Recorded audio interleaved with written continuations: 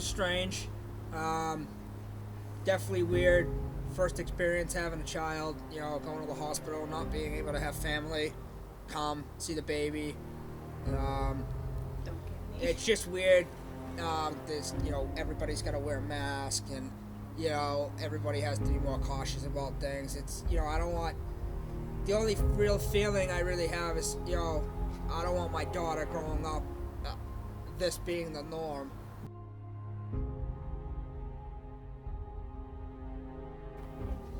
Yeah. It's weird. It's strange. It's uncomfortable.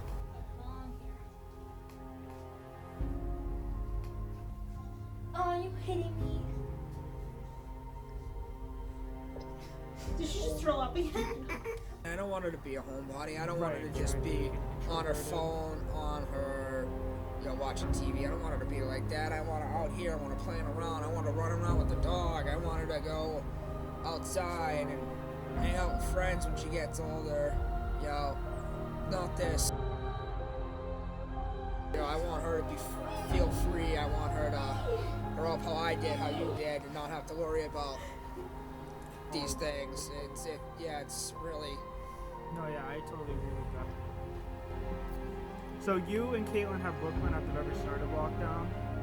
When you realized that COVID-19 was going to play a factor in the birth of your new child, how did that make you feel? It was weird, a little uncomfortable. We really, right before this all got chaotic with the COVID-19 stuff, I was lucky I was able to go in the room with her. We didn't have to wear masks in the room.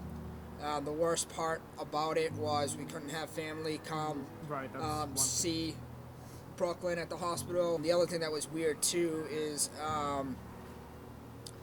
we really couldn't leave the room. I mean, yeah, I got to go to the car to get our things when she got definitely admitted, like this was definitely happening, to spend a couple days. But I didn't really leave to go get food. I mean, yeah, we got to leave the room like in the hospital, but we really couldn't leave the hospital. It was kind of weird. What is it like being a new parent? Is it challenging, easy, ups and downs? Let me know. Oh, of course it's challenging. Not knowing what your daughter wants, trying to figure out what she likes, what she doesn't like. Definitely challenge.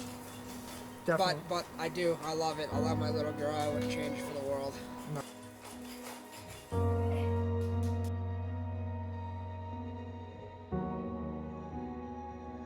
So tell me where you were and what you were doing when you got the call that this was going to be your new home. This was gonna be my new home. Yeah. So Do you remember what So was going on? it was a long process. We agreed in, believe May, to buy this house, and what happened was the previous owners didn't find new housing. So they kept pushing it back. They wanted to sell to us, but they couldn't find a house. So what ended up happening was, in the contract, July 31st at 5 o'clock, they needed to extend the contract with us again, or they had to be out of the house. And what happened was, they never got back to us. So July 31st, 5 o'clock passed. Our realtor called us, and we were at Caitlin's in-laws. Right. Well, my in-laws, Caitlin's parents' house, and she had just said, congratulations, you guys have the house. And we didn't hear anything from the previous owner, so yeah, it was exciting. Hey, that's good. Yeah. So then, was Salem, New Hampshire always the goal when you came to buying your first house, or the location didn't really matter? Caitlin and I really liked Salem. We initially said we were going to stay in New Hampshire. Salem is just a perfect fit. It's close to our home. Yeah. It's close to her parents' Her house. parents' house. It's Salem is a growing city, growing town. There's a lot of things to do. It's just a perfect location. So I'm kind of curious what your favorite room in the house is. Like, I didn't know if there was any particular room that you felt like this is like what Well, the house is still coming along. Right. We still got a lot of work to do. So far, I know Caitlin liked the kitchen the most, so that's why I didn't know if you had a specific room. not really. I'm actually starting to really like that front room. Just needs a couple more things like a TV and Oh yeah, I can't wait for that to be done. a couple other things too. But once that room is done, I think that's gonna be my favorite room. Okay.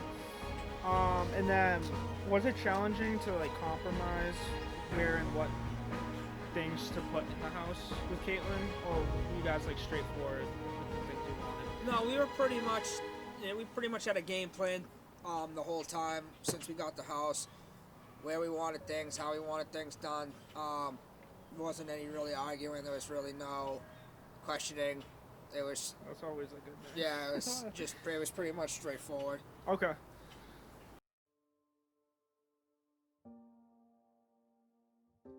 So once you knew that COVID-19 was starting to become really serious, did you think that was going to affect your job in any way? It did affect my job. I got hired in February at my new job. So I was there for a little over a month. Then, I had the birth of Brooklyn, so I left for 2 weeks. I called my boss when we got back from the hospital with Brooklyn, and I said, hey, I'm ready to come back to work. He called me and just told me, unfortunately, you gotta stay home. We're making some cuts, and we'll be in touch. We really, you're a really good worker. Hard worker. You've picked up on a lot of stuff in only a month's time.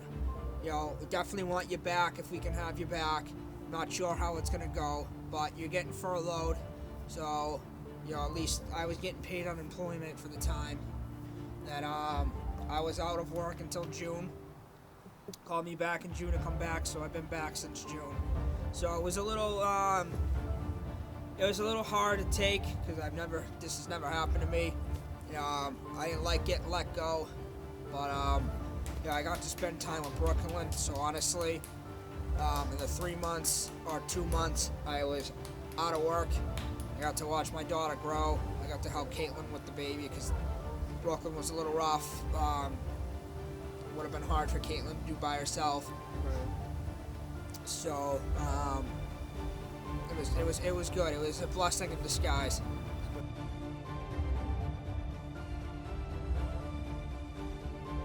What were your pros and cons of 2020 as a whole? Let's see, pros and cons of 2020. Well, the pros are definitely having a baby.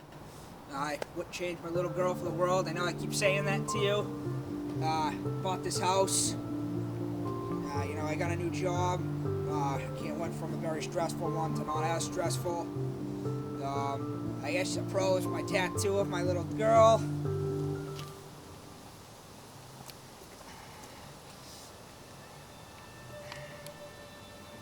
Hey, that looks nice.